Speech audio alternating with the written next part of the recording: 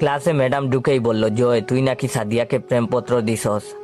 সাদিয়া তোর প্রেমপত্র পড়ে অজ্ঞান হয়ে গেছে। ম্যাডামের কথা শুনে আমার কলিজা শুকিয়ে গেল। সাদিয়া ম্যাডামের একমাত্র মেয়ে, ডাইনি মায়ের একমাত্র আদরের সন্তান। ম্যাডাম আবার বলল, কিরে তুই উত্তর দিচ্ছিস না কেন? ভয়ে আমার পায়ে কাঁপাকাঁপি শুরু হয়ে গেল, যে কোনো সময় প্যান্ট নষ্ট করে ফেলার মতন। জীবনে কখনো ম্যাডামের ক্লাসে পড়া দিয়েছি বলে মনে পড়ে না। ম্যাডাম এমনিতেই আমাকে দেখতে পারে না, তার উপর তার মেয়েকে প্রেমপত্র দিয়েছি, সেটা পড়ে বেচারি অজ্ঞান। ম্যাডাম আমার অবস্থা আজ কি করবে সেটা বুঝার বাকি রইল না। মনে মনে বিপদের দোয়া পড়ছি আর নিজের বুকে ফু দিচ্ছি, আল্লাহ এবারের মতন আমাকে বাঁচাও। এরপর থেকে সাদিয়াকে নিজের বোনের চোখে দেখবো। ম্যাডাম আস্তে আস্তে এগিয়ে এলো আমার দিকে। ক্লাসের সবাই সার্কাস দেখার অপেক্ষায় আমার দিকে তাকিয়ে আছে।